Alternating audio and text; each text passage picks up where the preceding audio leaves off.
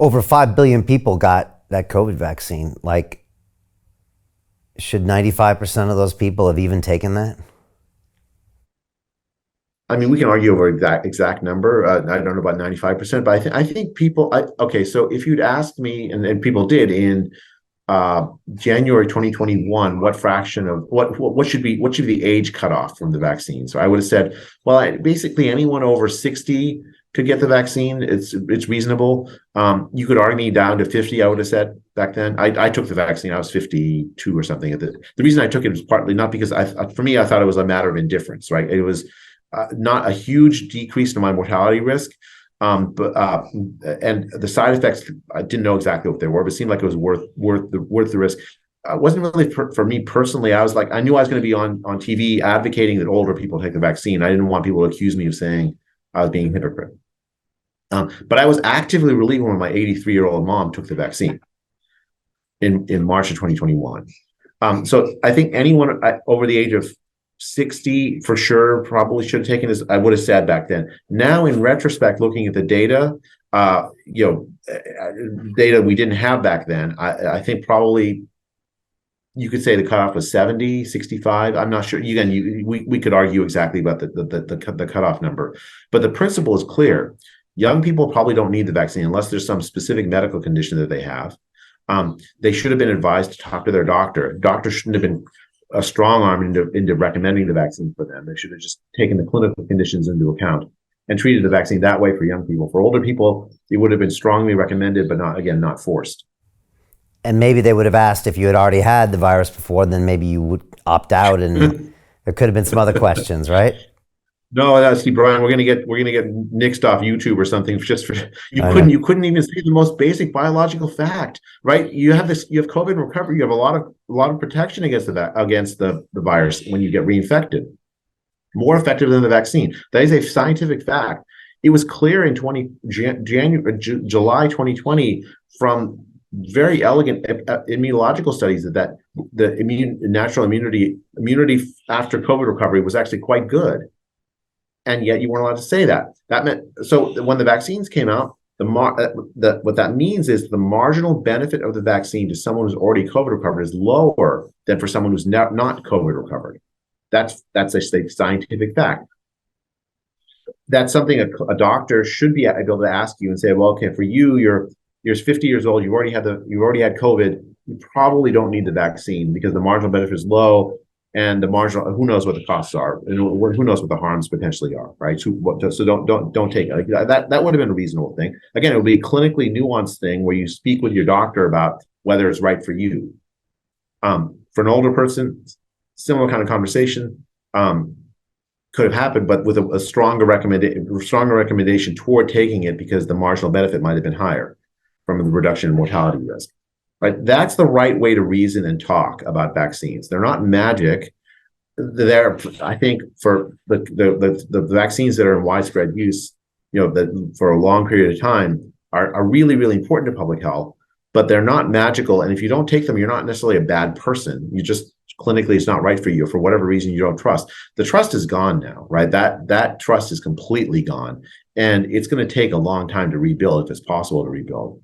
The only way forward is for public, maybe something they should have been doing all along, is to treat people like reasonable adults.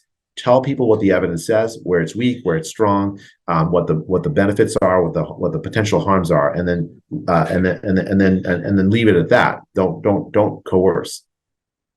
So Jim Rickards has just recorded a video that's not available to anyone in the public, and he's going to be talking about how this upcoming recession is going to be fast, it's going to be bloody, it's going to be nasty. But at the same time, he's going to show you how you can position yourself to profit from all of this chaos. Now, we've made this video only available to our viewers. Go to londonreal.tv/Jim. Watch that immediately. I can't say enough good things about Jim Rickards. He understands the global economic system better than any guest I've ever had on London Real. His predictions are almost uncannily true, and you can learn how to profit from his vision, from his expertise, and his understanding of economics. So go to londonreal.tv/Jim or click the link below. It's an excellent, excellent look on what's going to happen in the future and how you can position yourself to profit from that. Jim is one of the best in the business, one of my favorite guests on London Real, and he's very, very good at predicting the future and showing us all to profit from it. So click the link, and I hope you enjoy. The greedy bankers are about to do it again. In 2008, they crashed our financial system and nearly bankrupted the entire global economy. Then they received trillions of dollars in government bailouts. And after, they demanded fat bonuses paid for by you, the taxpayer. It turns out the banks haven't just been screwing the American taxpayers, they're also screwing over their investors. Turns out the banking industry is the worst place you could put your money, despite enormous taxpayer bailouts.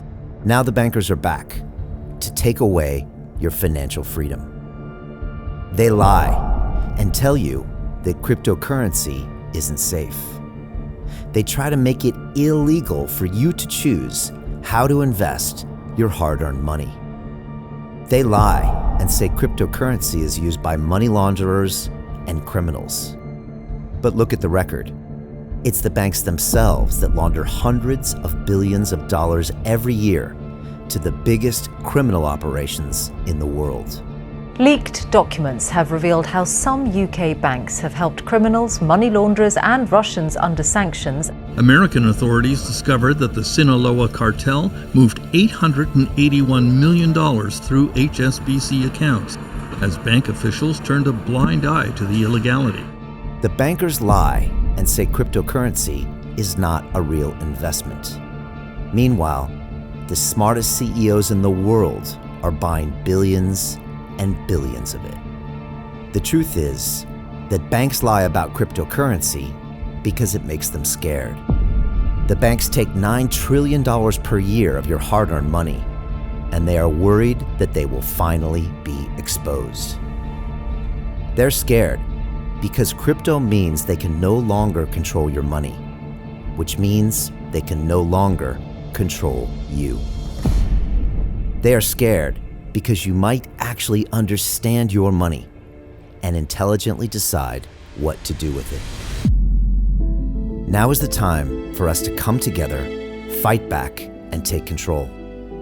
It's time to educate ourselves, our families, and our communities. Because financial education means financial freedom.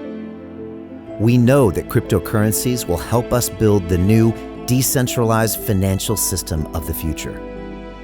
A banking system that is of the people, by the people, and for the people.